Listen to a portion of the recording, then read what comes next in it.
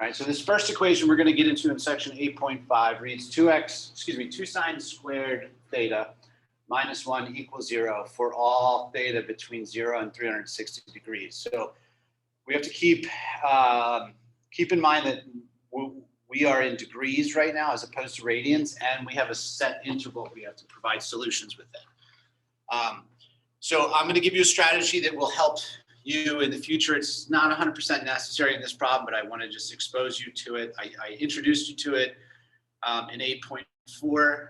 It's pretty basic, but oftentimes when we have multiple trig functions in the equation, or if the trig equation is squared, it might make a little more sense to simplify the equation first. So in this case, we could turn around and say, let u equals sine of theta, right?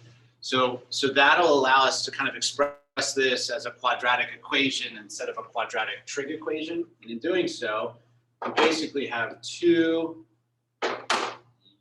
squared minus 1 is equal to 0.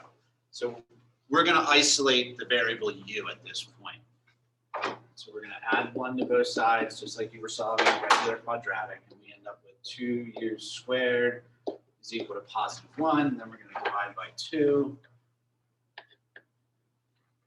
Once I divide by 2 here, I end up with u squared is equal to 1/2. I would continue solving this for u, so I'm going to take the square root of both sides. I'm not going to forget that I must include plus or minus here, and then that'll leave me with u is equal to plus or minus the square root of 1/2 here. This is similar to the warm-up that I did on the previous video, so we can simplify and rationalize this to u is equal to plus or minus root 2 over 2. So what we have right now is we have 2 values for u, a positive and a negative, which is most likely going to double the solutions we have in this problem. Once we're here, we're going to take u and replace it with what we substituted it for, which was sine theta. So now we're dealing with sine theta is equal to plus or minus square root 2 over 2. Right? So we're not done yet. Now we need to find the angles. For this specific equation, root 2 over 2 is a special ratio. It's assigned, or it correlates directly with a special right angle or right triangle, or a special angle on the unit circle there. Now you can use that knowledge, or you can use the inverse sine operation to isolate theta in this case. So we're going to use the unit circle to do this one. So if we look at the unit circle right now, we're basically dealing with 2 equations. We have sine theta equals positive root 2 over 2, and then we also have sine theta equals negative root 2 over 2. And we're going to work with one at a time. So I would use the positive version of this. So root 2 over 2 is a special ratio assigned to the 45-90 right triangle. It's positive, and remember, sine is positive in quadrants 1 and quadrants 2. So we're going to have an angle in quadrant 1 and angle in quadrant 2. I'm going to sketch my angles in quadrant 1, sketch another one in quadrant 2.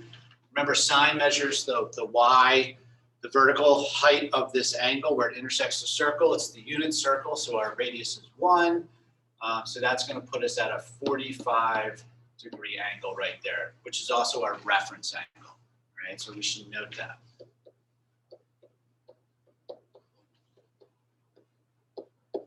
This is going to be our reference angle for the second green equation here.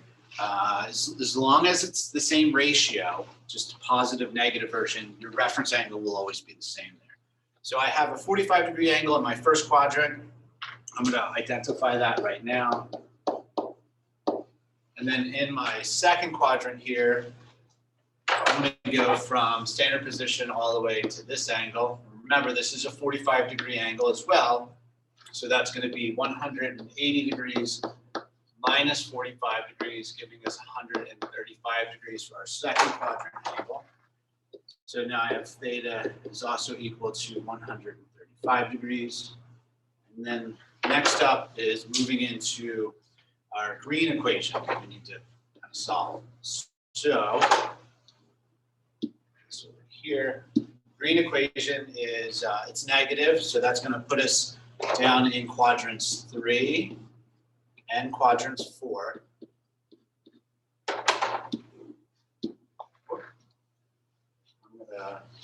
Where did my stuff go?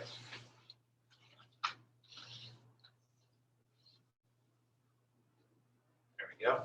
So I have an angle down in quadrant 3. I have an angle down in quadrant 4.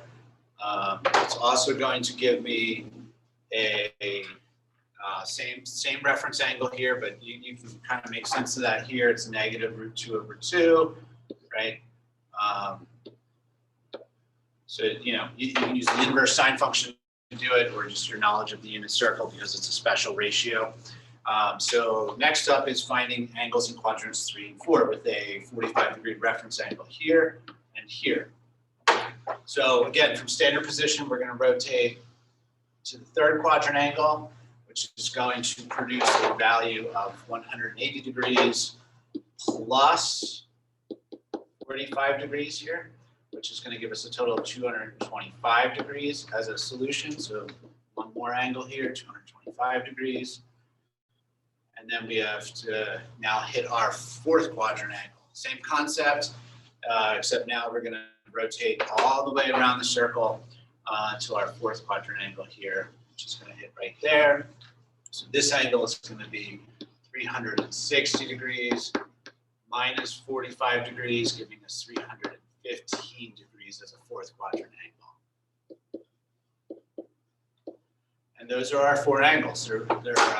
Our interval of angles must exist between 0 and 360. So any angle larger than 315 degrees is going to put us outside of that window. So we clean it up and list our angles in order from smallest to largest. So 45 degrees, include the degree symbol, 135 degrees, 225 degrees, and finally 315 degrees here. It's pretty critical that we master the previous concepts in this course because we need to use all of them in order to get through these equations.